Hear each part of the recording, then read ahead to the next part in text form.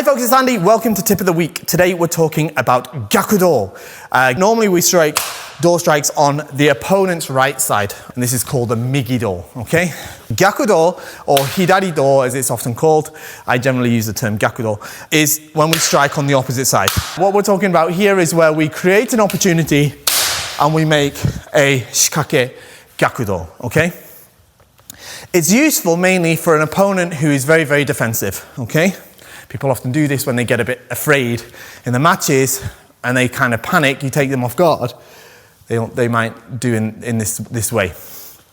So the way I would normally do this is I'm giving strong semi towards the men. I'm also giving probably quite a lot of semi towards the shinai with my shinai, and I'll often preface the strike with a very strong osae as I take the distance. What's very important to note here is the footwork that I'm going to use as I make the strike.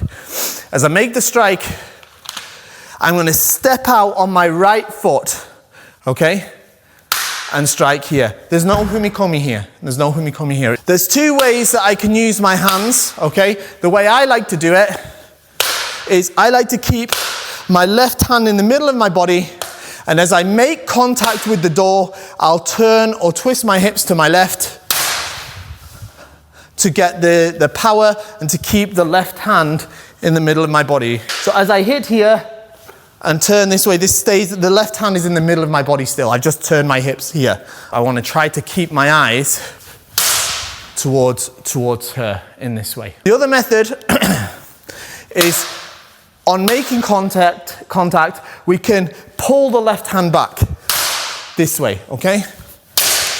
This one is also okay. All right, this one is also okay.